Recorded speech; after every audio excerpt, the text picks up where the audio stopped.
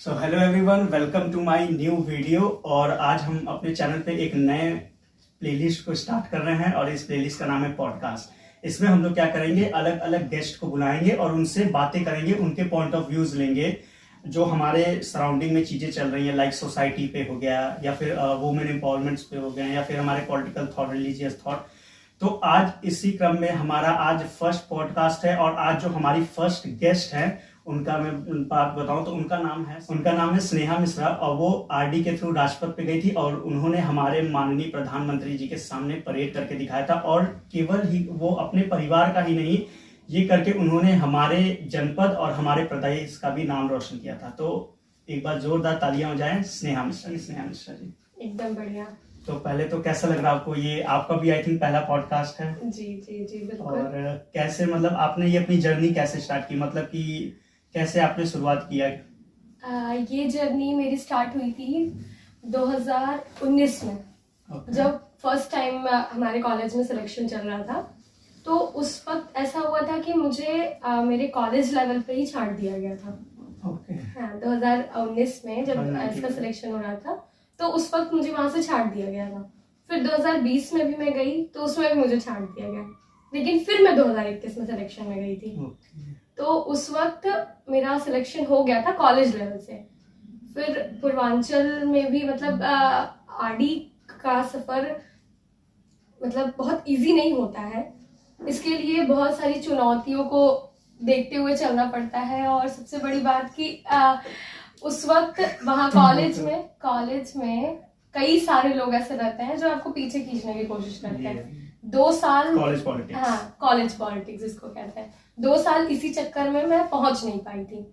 फिर 2021 में मेरा सिलेक्शन हुआ था, नहीं 2020 के लास्ट में मेरा सिलेक्शन कॉलेज से हुआ। फिर यूनिवर्सिटी में गई तो फिर वहां पर भी मुझे वेटिंग में पहले रखा गया था। फिर मतलब ये सिलेक्शन प्रोसीजर कॉलेज से स्टार्ट कॉलेज देन यूनिवर्सिटी, हाँ, एंड देन उसके बाद देन स्टेट। ओके। तो स्टेट में भी जैसे 2 आते हैं, एक प्री आरडी आता है एंड आरडी आता है, राइट? उसके बाद आप राजपथ पे जा सकते हैं। नहीं, स्टेट में प्री आरडी नहीं, स्टेट लेवल के उसको ही प्री आरडी बोलते हैं। फिर नेशनल लेवल को आरडी बोलते हैं। अच्छा, स्टेट लेवल्स पे अगर कोई जाता है तो उसको प्री आरडी कहते हैं। हाँ। और अगर आप अपने स्टेट से नेशनल लेवल पे जाते हैं, हाँ, तो मीन्स आप कुछ ही लोग होंगे जो अपने प्रदेश को रिप्रेजेंट किए होंगे। 6 लोग पूरे प्रदेश से, उत्तर प्रदेश से। और आप अपने डिस्ट्रिक्ट की पहली लड़की हैं जी जिन्होंने ज्वाइन किया। हाँ। तो बहुत ही गर्व की बात है और ये चीजें सीखनी भी चाहिए आजकल के जो लोग हैं, जो आज समाज में देख ही रहे हैं कि किस तरह से लड़कियों को एजुकेशन के नाम पे दबाया जाता है कि 12th पास कर लें, उसके बाद इनका कहीं ना कहीं हम ग्रेजुएशन में एडमिशन करा के शादी खोज देते हैं। तो क्या कहना चाहेंगे कि कैसे, मतलब कि आपको देख के बहुत सारी लड़कियों के अंदर इंस्पिरेशन तो आता है, मोटिवेशन तो आता है, बट वो अपने फैमिली से नहीं कह पाती, तो कैसे वो करना चाहिए? हाँ, इंस्पिरेशन तो आया मेरे बाद भी कई लड़कियों का सिलेक्शन हुआ। आप 2021 में हाँ, 2021 में उसके बाद भी कई लड़कियों का हुआ सिलेक्शन। वो स्टेट तक जाके छट के चली आई, लेकिन एक लड़की इस साल 23 में कि 22 में इस साल उसने राजपथ पे परेड किया। मतलब मेरे बाद दूसरी लड़की वो थी जौनपुर से। हाँ, उसके भी घर से बहुत सारी चीजें थी कि वो नहीं जाने मिल रहा था, लेकिन फिर हम लोगों ने बात करा तो उसको मिल गई चांस। यही तो है कि लड़कियों, मतलब लड़के में तो एक बार लोग रिस्क ले लेते हैं, लेकिन लड़कियों में नहीं ले पाते। और ये 1-2 दिन के लिए जाना नहीं होता है। मेन दिक्कत ये है कि स्टेट लेवल पे आपको 10 दिन के लिए जाना होगा और नेशनल लेवल पे आपको 1 महीने घर से दूर। तो उस वक्त थोड़ा सा रिस्की हो जाता है। और दिल्ली जैसा शहर, और बट आप लोग मतलब ग्रुप में ही जाते होगे अपना, आपका हाँ, टीचर के अंडर में ही रहते हो? टीचर के अंडर में, लेकिन जरूरी नहीं है कि टीचर आपके साथ हर जगह से जाए। हाँ। भाई टीचर जहाँ से उनका स्टेशन है वो वहीं से जाएंगे, और जो उसके पीछे हैं, जो उससे आगे हैं, तो वो उसके अकॉर्डिंग जाते हैं। तो कई अकेले ही ट्रैवल करना पड़ता है। शायद यही वजह है कि कुछ फैमिली नहीं भेजती। बट ये तो लड़कियों के अपने मॉरल इथिक पे भी रहता है कि वो अगर जा रही हैं तो उसी काम के लिए जाएं। हाँ, ये भी तो होता है। ये हाँ भाई, अगर जब आप अपने स्टेट को रिप्रेजेंट कर रही हैं नेशनल लेवल पे, तो ये तो पहले ही बहुत बड़ी बात है।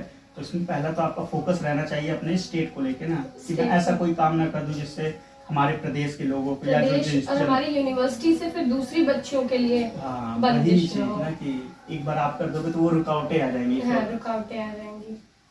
ये तो आपका सेकंड कोई नहीं, हो गया यार, सही हुआ। हाँ सही हुआ, काफी अच्छा हुआ। आरटी का तो हो गया सिलेक्शन। अब नॉर्मल चीजों पे बात करेंगे। नॉर्मल चीजों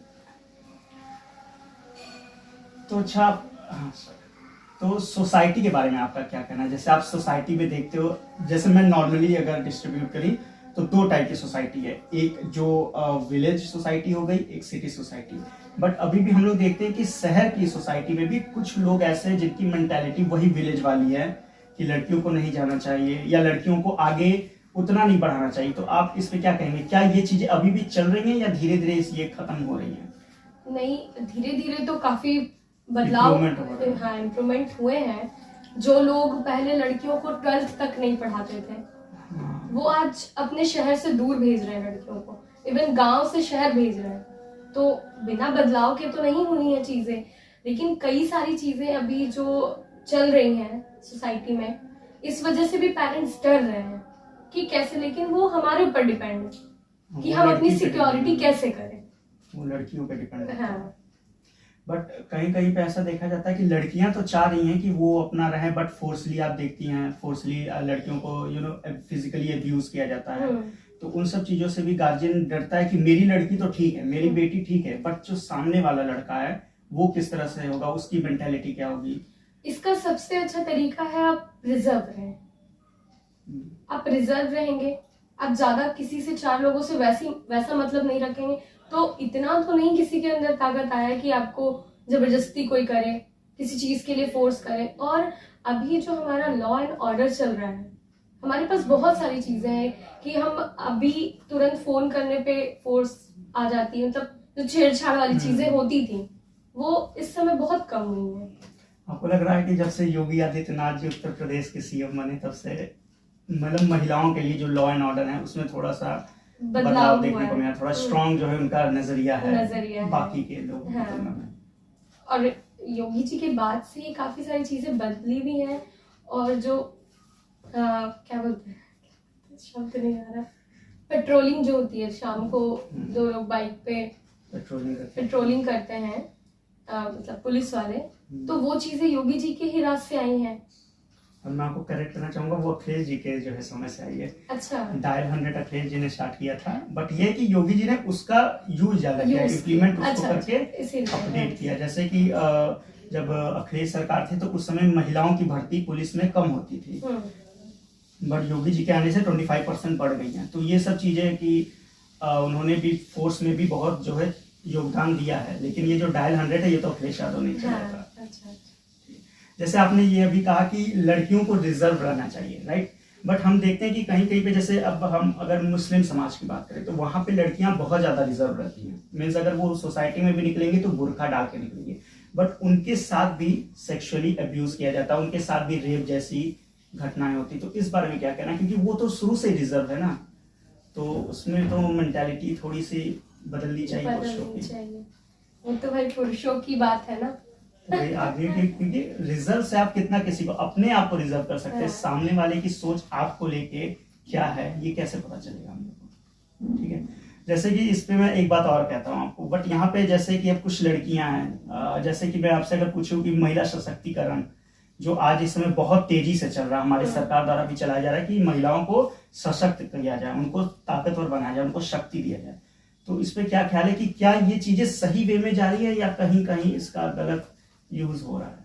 नहीं, यूज किसी भी चीज की पॉजिटिव और नेगेटिव दोनों चीज, दो बातें होती हैं। तो पॉजिटिव भी जा रही है और कई जगह पे कई औरतें हैं कि उस चीज का फायदा वो गलत चीज में ले जा रही है। कि हर बात पे अभी जल्द में ही आया था लखनऊ का एक केस, शायद आप लोगों को याद होगा, जहाँ पे लड़की ने कई थप्पड़ मारे थे लड़के को, डिलीवरी बॉय को। तो वहाँ पे क्या, वो महिला सशक्तिकरण का गलत इस्तेमाल हुआ। मैं उसी टॉपिक पे आने वाला था। वहाँ पे मतलब वो गलत हुआ, वो चीजें तो वो गलत हुई। और लेकिन उसी जगह पे कई औरतें हैं जो पहले घर में मारपीट जैसी वो चीजों मोबाइल से, हाँ, दिक्कत में रहती थी। शब्द नहीं मिल रहे यार मुझे तो।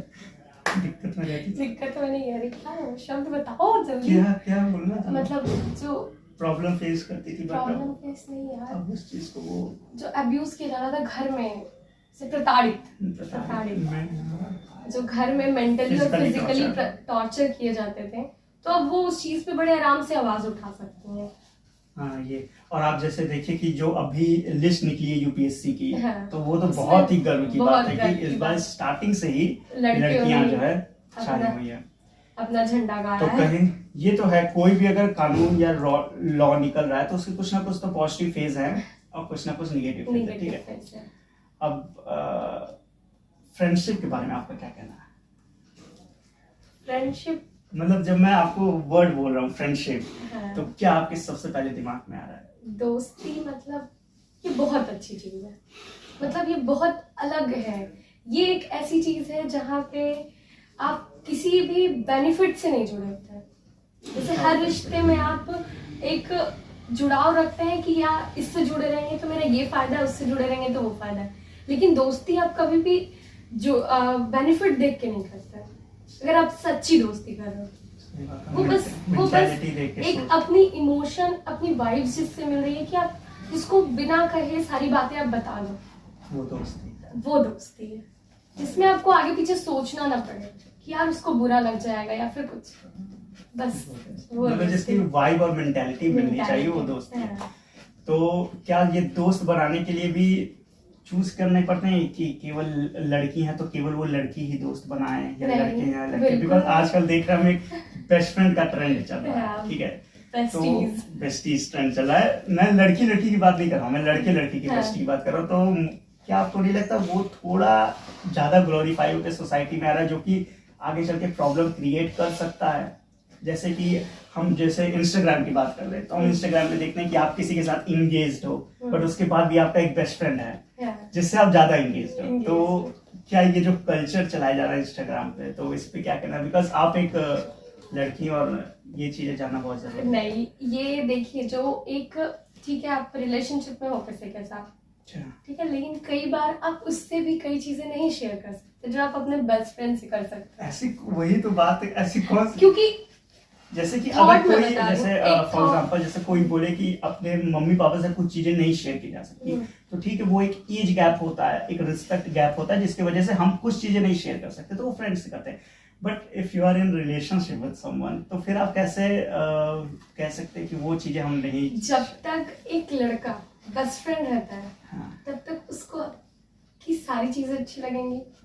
वो होता है ना, मतलब वो इतना नहीं सोचेगा। अच्छी लगेंगी या ये अच्छी लगवाता है अच्छी ताकि नहीं, आगे उसको अच्छी लगती भी ग्रीन है, सिग्नल मिल सके? लेकिन वो बेस्ट फ्रेंड अगर बॉयफ्रेंड, मतलब बेस्ट फ्रेंड नहीं, बेस्ट फ्रेंड को तो आप हटाई दो, बेस्ट फ्रेंड जब भी अगर बॉयफ्रेंड या फिर कुछ भी बन रहा है तो वो अलग उसका रहता है। लेकिन अगर एक बॉयफ्रेंड एक हस्बैंड है ना, उसके बाद जो आप कह रहे हैं एक बेस्ट फ्रेंड होता है, बेस्ट हस्बैंड क्या है, बहुत पॉजिटिव होता है कि अगर वो मेरी है तो बस मेरी है करके, है ना।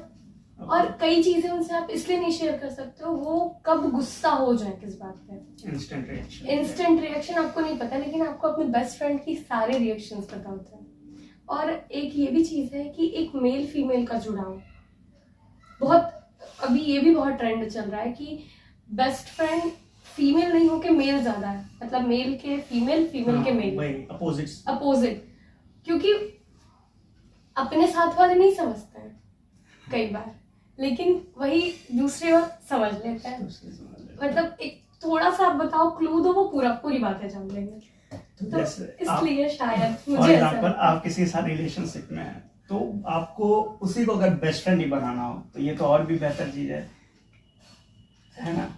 आप किसी के साथ रिलेशनशिप में हो तो एक तरह से वो आपका हस्बैंड या बॉयफ्रेंड है, अगर आप उसी को एज अ बेस्ट फ्रेंड भी समझो, उससे सारी बातें शेयर करो, क्योंकि आफ्टर ऑल आपको समझना तो उसी को है ना। अगर बार बार आप उससे दूर भागोगे इन चीजों को कि यार ये मेरी बात नहीं समझेगा, मैं इससे बात करती हूँ, तो कल को तो आपकी बेस्ट फ्रेंड की भी शादी होगी तो वो भी भागेगा दूर। तो इससे बेहतर है आप लोग आपस में हो जाओ, उन दोनों को आपस में कर दो। तो नहीं, ऐसा इसलिए है क्योंकि जैसे आप या ये जो कल्चर है ये सिर्फ इंस्टाग्राम तक रहना चाहिए?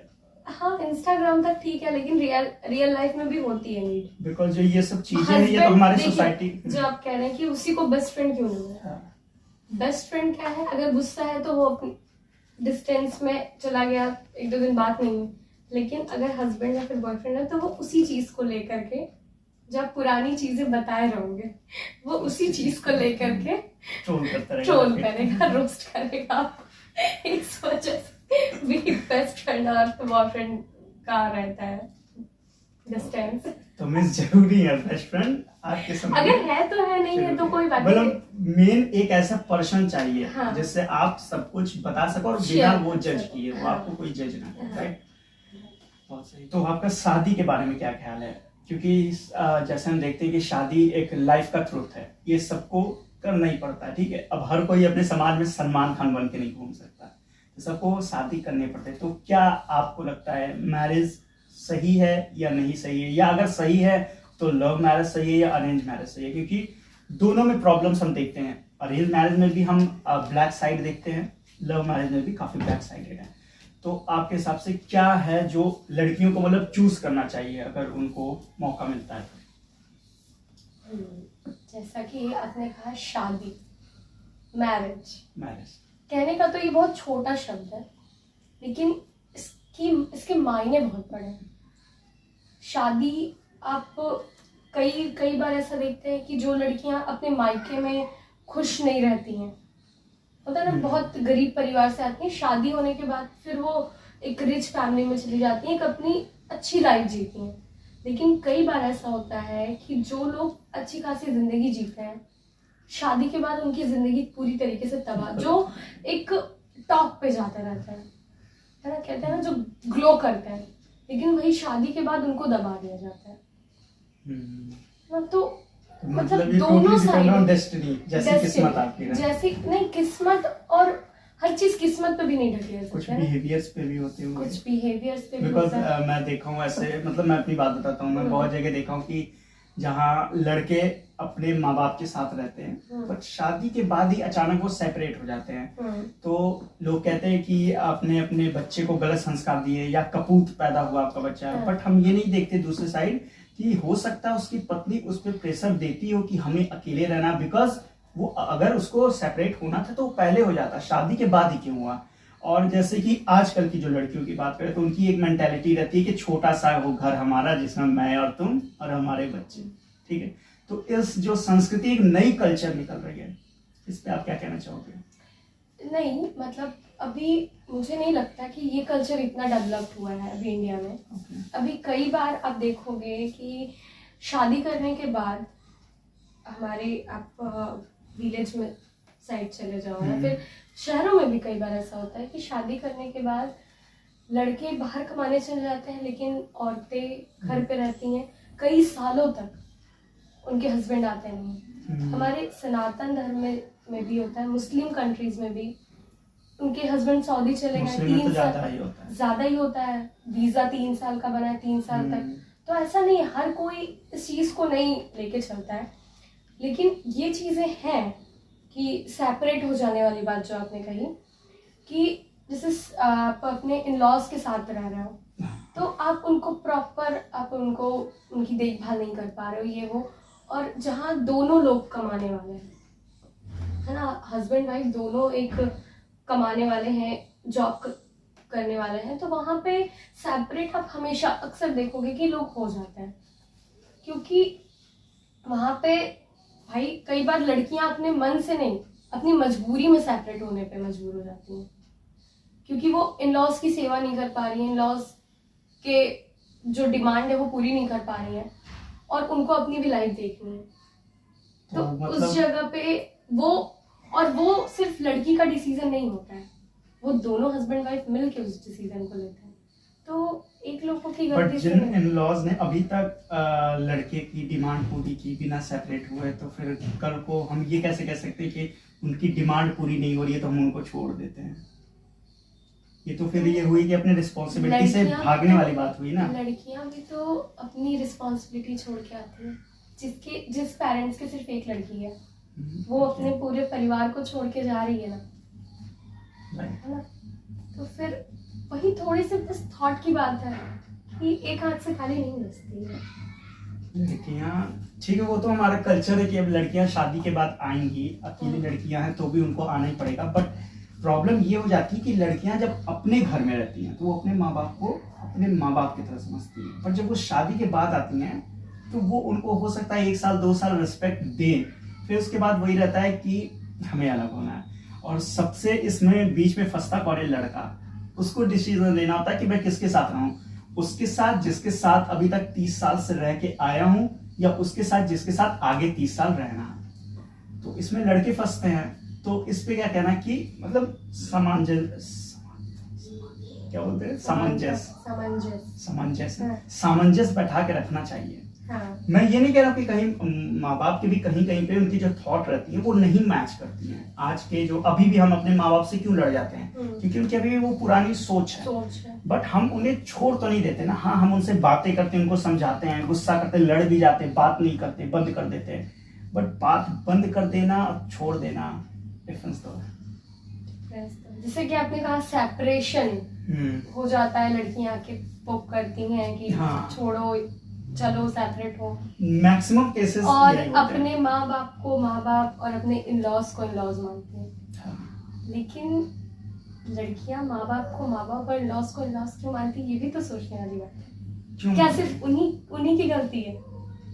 आप अपने माँ बाप के साथ हो, है ना, आप 7 बजे 8 बजे मतलब सोने की बात है, एक जनरल बात कर रही हूँ कि आप सो के उठ रहे हो, आपको कोई नहीं बोलने वाला है। आपने खाना आपका मन किया, आपने बनाया, आपको कोई नहीं बोलने वाला है ना। और वही आप इन-लॉज के घर में जाते हो और कभी बाय द चांस मतलब, और हर फादर मदर अपनी लड़की को ये समझा के भेजता है कि बेटा वो सब कुछ है तुम्हारे, है ना। तो कोई भी लड़की आते संग वो एक शब्द ना उजड़ नहीं होती है ना, बदतमीज नहीं होती है। उनको सिचुएशन में ऐसा कहीं ना कहीं लगता है। हाँ, कई लोग होती हैं, लेकिन कुछ लोगों के कारण सबको तो हम उस श्रेणी में नहीं डाल सकते ना। और वो इन-लॉज जो है आपको डांटे बोले वो ठीक है, लेकिन वो फिर अपने रिश्तेदारों में बताते हैं, अपनी बेटी को बताते हैं, है ना, दूसरों को इन्वॉल्व करेंगे। ये थोड़ा फिर वो आकर के बहू को ताना मारेंगे। तो फिर वहां तो फिर ये तो सास ससुर वो माँ बाप तो आराम से, ये बात पे एग्री करता हूँ कि झगड़े होते बट उसको बाहर नहीं खोलना। अगर 4 दीवारी में हो रहे हैं तो अपने में ही रखना चाहिए। इस बात पे मैं आपसे एग्री करता हूँ। बट मैं इस बात पे नहीं करता हूँ कि लड़कियां नहीं करती। मैं मैक्सिमम केसेस में देखा हूँ कि लड़कियों के आने के वजह से ही बच्चे अलग होते हैं। What you think about live-in relationship? और ये बहुत तेजी से फैल रहा है और मुझे लग रहा है ये लिव इन रिलेशनशिप आज के समय में क्राइम का सबसे बड़ा जड़ है, सबसे बड़ा रूट है। इस पे मैं भी एग्री करती हूँ है, क्योंकि आप जो दिल्ली में जितने भी केसेस देख रहे हैं, हाँ, या केवल दिल्ली में नहीं हर जगह देख रहे हो, वहाँ लिविंग की बात है। तो आप कैसे ही कर सकते हो? हमारी भारतीय संस्कृति, हमारा सनातनी संस्कृति, इस्लामिक संस्कृति, कोई भी संस्कृति हमें कभी भी ये नहीं देती है, ठीक है। तो फिर ये कैसे लोग इस चीज पे क्यों आ रहे हैं? ये हम वेस्टर्न कल्चर को अपना रहे हैं। और ये वेस्टर्न कल्चर आ कहाँ से रहा है? हमारे इंस्टाग्राम से, यूट्यूब से, हमारे सोशल मीडिया से। सोशल मीडिया का बहुत बड़ा हाथ है इस चीज, हमारे समाज को गलत रास्ता दिखाने के लिए। क्योंकि आज देखा जा रहा है कि बहुत जगह पे समाज गलत जो है, एक जो मैक्सिमम क्राउड है वो गलत जगह पे जा रही है, ठीक है। सो अब क्या कहना है आपको लिविंग के बारे में? क्या कहना है? कुछ मत लो, कैमरामैन जैसे। तो हम लोग पोस्टर ओपिनियन चुप हो। तो हम लोग अपने सेकंड लास्ट सेगमेंट पे पहुंचे। इसमें आपको पिक वन ऑफ देम। इसमें क्या करना होगा कि मैं आपको 2 ऑप्शन दूंगा, उसमें से किसी एक को आपको चूज करना होगा एंड क्यों आपने वो